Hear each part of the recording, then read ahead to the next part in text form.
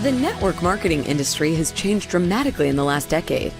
With the advent of social media, digital marketing, the rise of the influencer, and all the tech platforms that promise something extraordinary, how do you separate the helpful from the hype? Welcome to Beyond the Network Marketing Dream, where authenticity and relationships, simplicity and duplication are at the core of everything we focus on. The fundamentals of building still work. Join us as we go beyond the network marketing dream.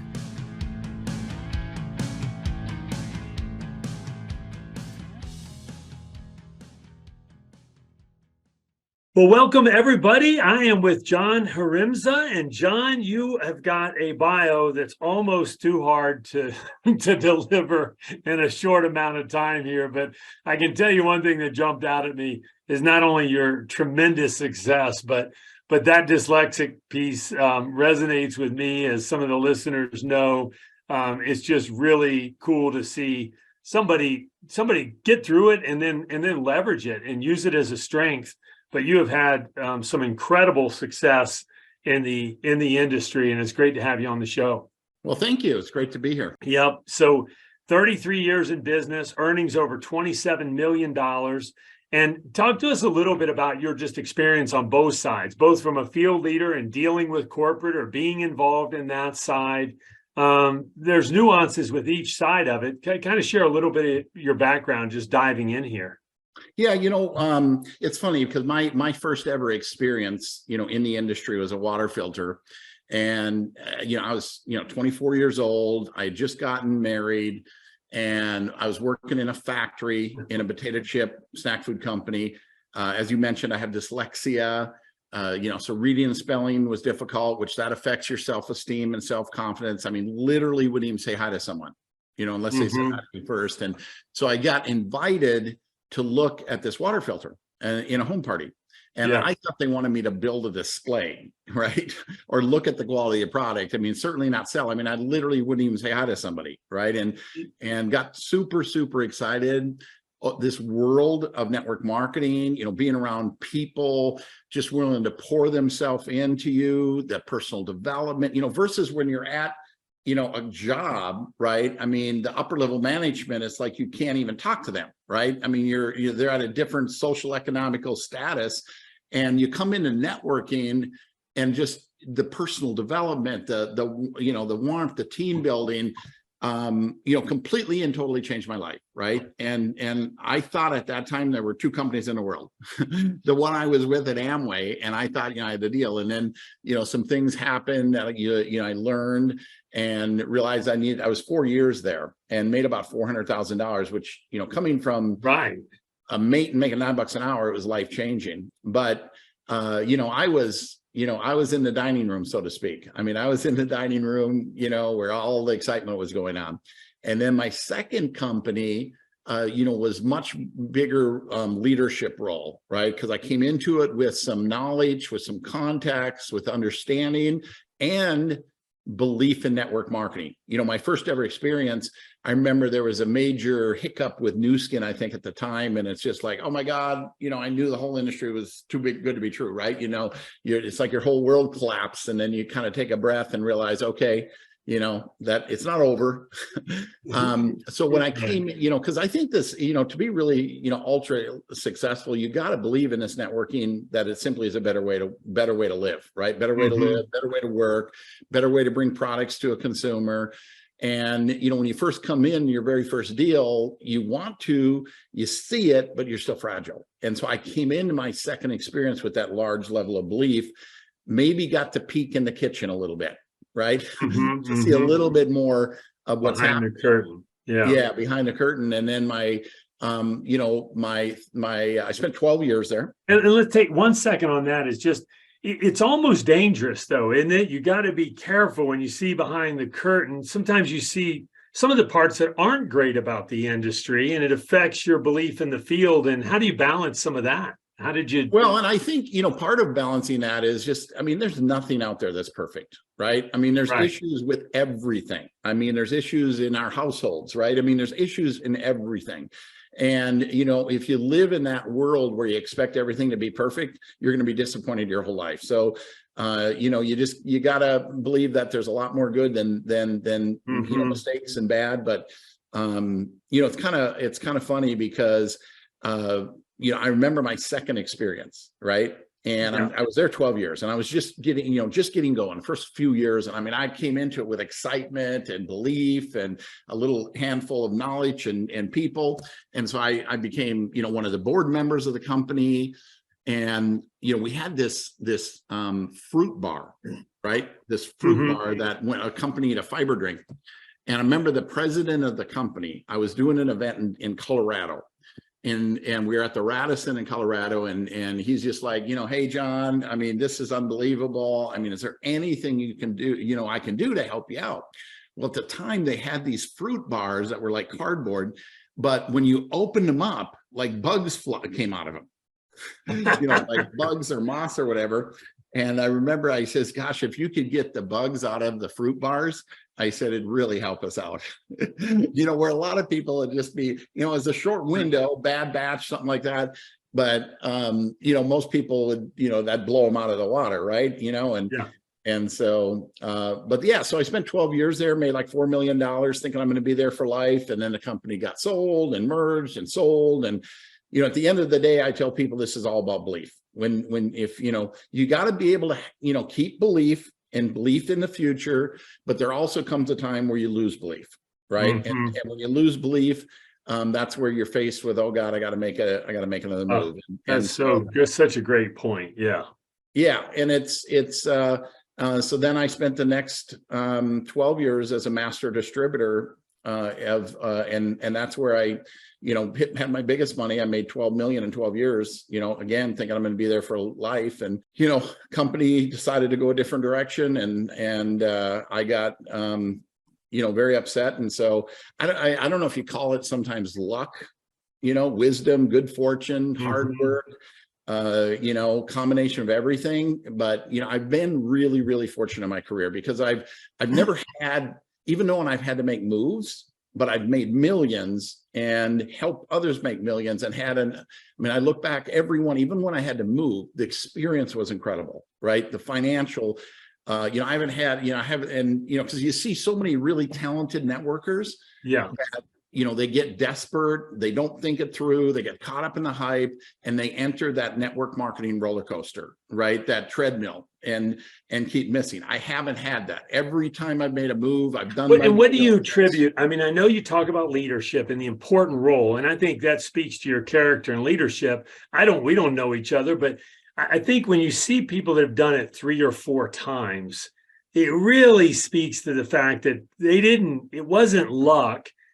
But do you attribute some of that to identifying companies with real value proposition, or what do you attribute it mostly to any particular aspect? Yeah, I think 2 things I want to actually share in that area. Number one is, you could take one of the best networkers or you could take, me, right? And you put me in a messed up deal, I'm going to struggle, right? I mean, you're only as good as the company. And one of the mistakes these people make is they start reading their own press releases, right? Yeah. They think this success is because of them, and they don't realize, yes, they worked hard, but they worked hard in the right environment. Because you work hard in the wrong environment, you're going to get a different result, right? So you have to understand that, number one. And then what I understand is all of these companies, are made up of really 5 critical elements, right? The company, the product, the compensation, the timing, training, and support. And if 2 or 3 of those things are missing, and depending on how bad, because you can strengthen those areas if you have, if you're in sync with corporate and stuff. But ultimately, if those areas are not in place or get messed up, you're going to struggle, right? Yeah. You look at 2 people, let's say they got similar talent, work ethic, all things equal, but different companies. One's making 10 grand a month, the other's making 200 a month. Yeah. What's the difference? It's the vehicle.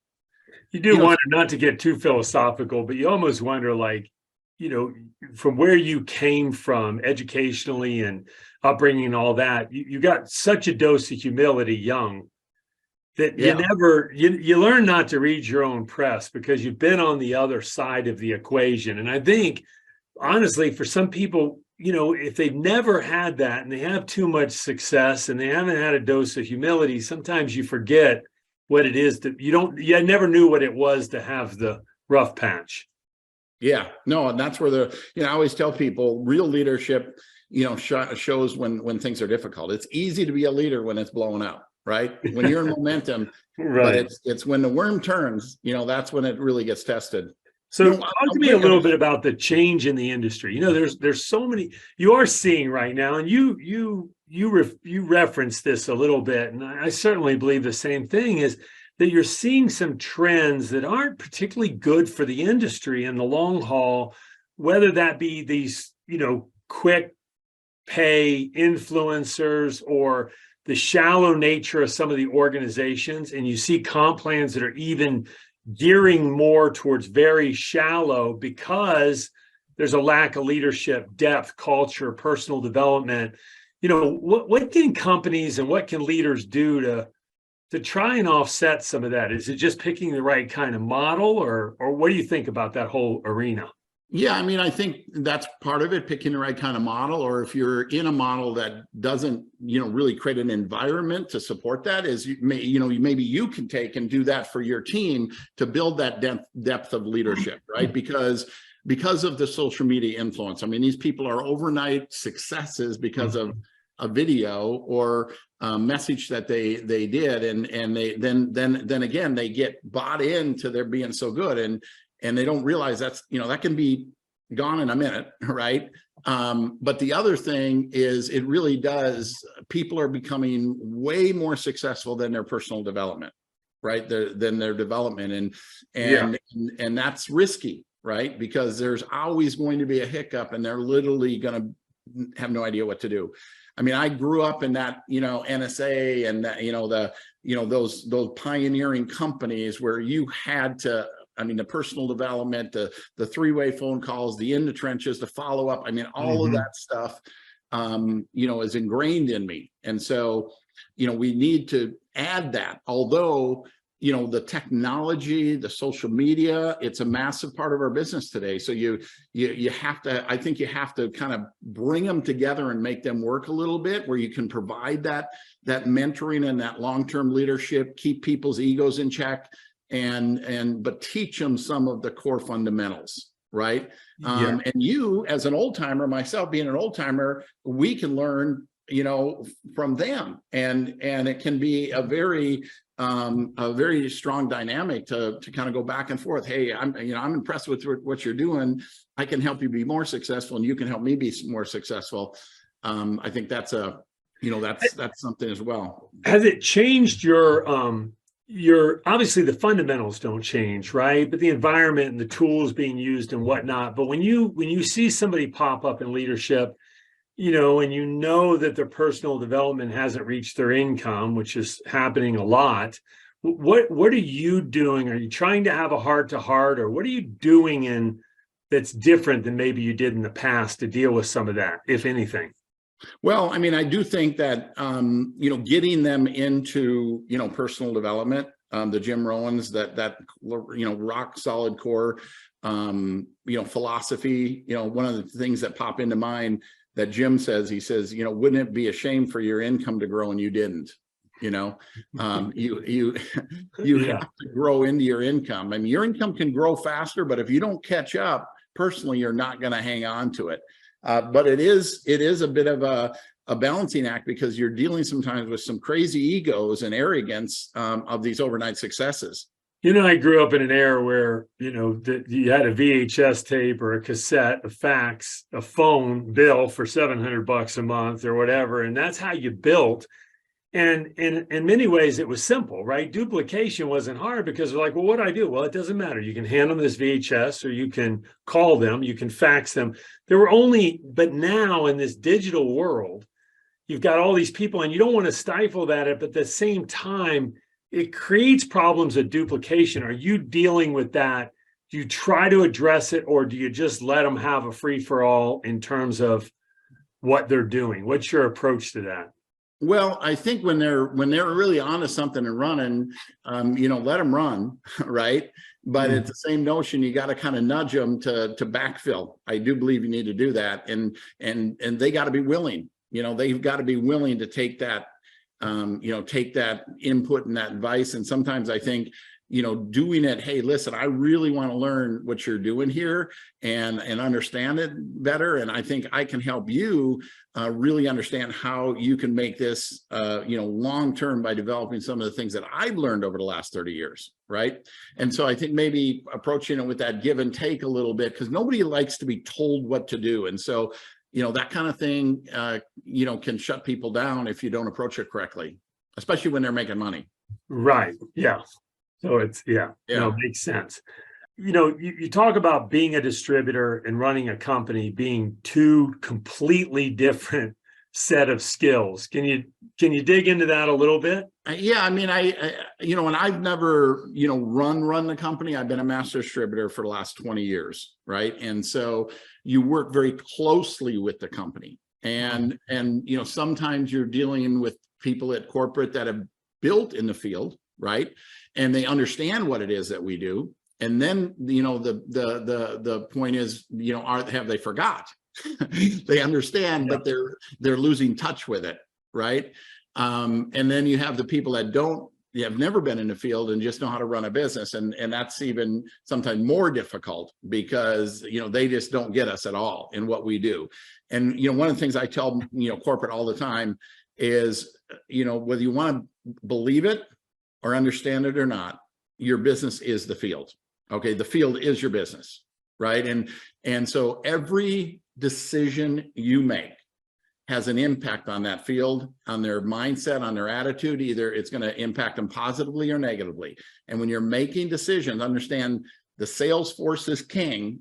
Okay. The decisions you make are going to affect that. And sometimes those decisions are to, lower CV or cut this or cut that because they want to make more money. And then it compounds on itself because you affect the mindset and the checks, and then the whole thing starts turning on you, versus let's maybe look at this from another aspect. How can we put more money in these people's pockets, get them excited, get them motivated, and they'll bring the business. Right. Instead of, so there's a lot of different dynamics, and it's very difficult sometimes to deal with corporate. It can be, and I mean, I'm sitting in my situation right now, having had a great working relationship, and then kind of got, some other people came in and just completely, starts listening to the wrong people, and literally, you're, in a matter of 10 months, you lose 70% of your business.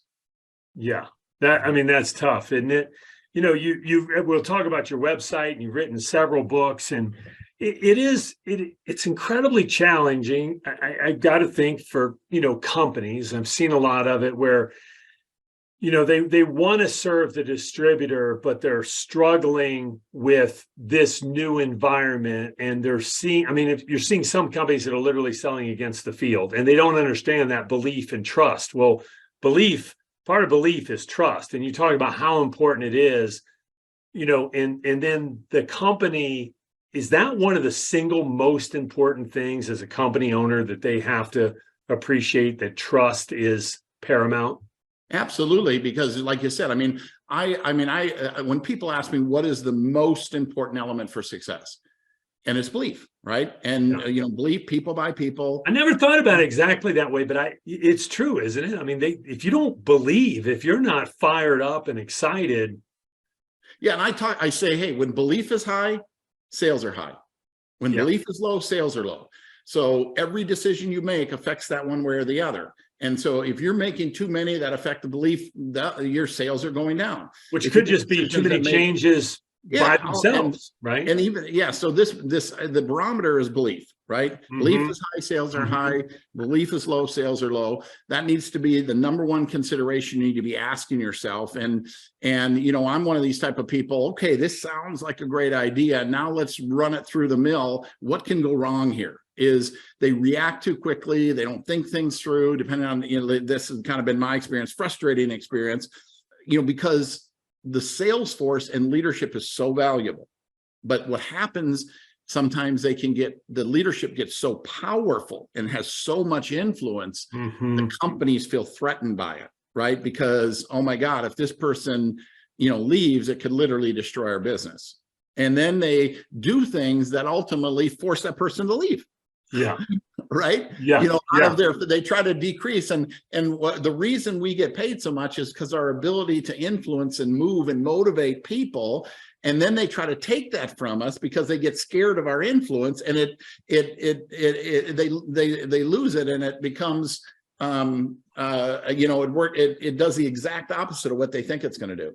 Yeah.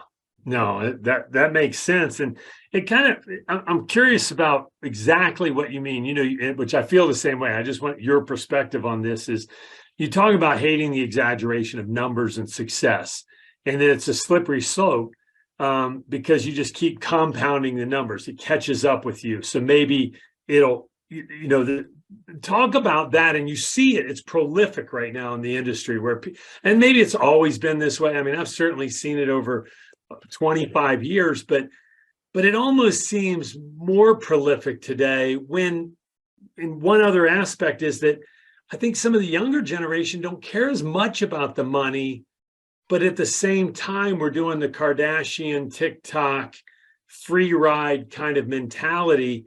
How as a leader do you guard against it? And when it seems to be so prevalent and almost necessary in some people's minds?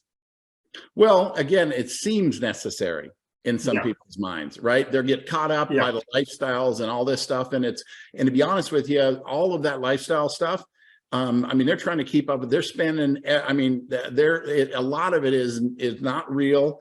It's designed for enticement. You can live like me. Meanwhile, they're completely flat ass broke. Right. You have to, I guess, try to help them balance that, because it's not what you earn, it's what you keep. And if you get that balance off, you're putting a lot of stress on your people and on yourself. So when I'm talking about not exaggerating, yes, live within your means. You need to take and don't exaggerate your income, other people's incomes, company sales volume. I'd rather, underestimate. And then the reality is, because when you exaggerate, where do you stop? And they eventually know the number. And then it's, what else did you lie to me about? Right. So I just believe, just don't exaggerate. Numbers are too easy to prove. And it goes back to that belief. The way you deliver the message, the confidence in which you deliver it, and the conviction is different, because in the back of your mind, you're making it up. Yeah, to that point, that's one of the things, again, ties back into this belief thing, right? Every time you talk to somebody, right, you're either buying or selling, right? You're either buying somebody's story about why something ain't going to work, or you're selling your story about why it is going to work. And whoever has the greatest level of belief or confidence is going to have influence over the other. Even if you don't know, but if somebody hits, and it happened to me early on in my career, somebody says something negative about what I was doing, and I'm like, oh, wow. It's just, you could almost feel the air come out of your sails, right? Yeah. Versus, having that posture that, you're absolutely wrong, because whoever has the greatest level of belief or conviction is going to have influence over the other person. Yeah. That's awesome. Well, John, it's been fantastic. You've got a website. You wrote the book Right or About Right. Almost right. Yeah. Well, Right or About Right is good too, but Right or Almost Right. Oh, Right or Almost Right. I apologize. Yeah. I was, just in the ballpark almost. Yeah. Hey, listen. So you wrote that. What's the book? Tell us what the book's about. Well, the concept behind the book is, I meet so many hardworking, talented, networkers seemingly doing everything right, but yet they're struggling, right? And so my contention is that they're doing it almost right. Okay. It's the little things that can make a major difference. From, doing a three-way phone call. Are you doing all the talking, or are you asking questions and getting to know the person? So it basically takes every little part of our business and breaks it down to likely what you're doing, right, that you think is right, and making that little adjustment. You look at a Tiger Woods versus a really good golfer. Yeah. And you, by looking at them up front, they both look like they're doing the same thing, but Tiger's doing something different, right? It's just a little subtlety, but those You get subtleties the, make a it's major not enough difference. to get 9 of the 10 digits right on the phone number. Exactly. I love it. That's awesome. And the website, people can find you at johnharemza.com and spell that out for everybody. Where do they find you there? We can put it in the show notes as well. Yeah, John Haremza, John, and then HARE as in Edward, MZ as in zebra, a.com. There's links to my social media. There's links to to Amazon for my books. You can actually get a free download, I think, of a chapter there.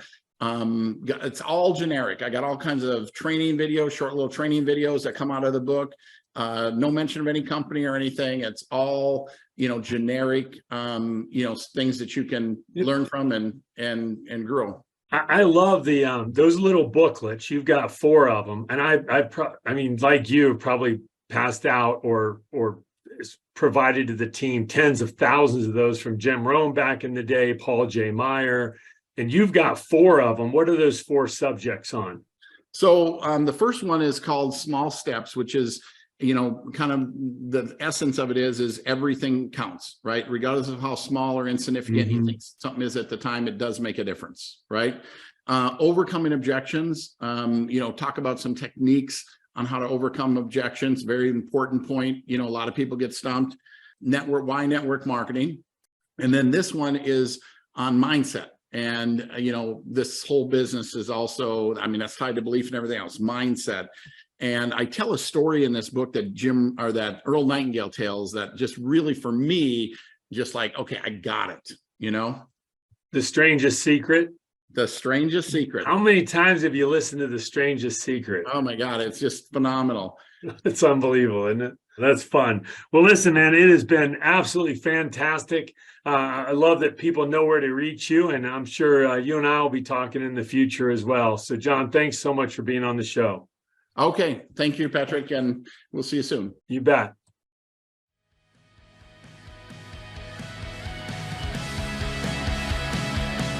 Thank you for listening to Beyond the Network Marketing Dream with Patrick Shaw.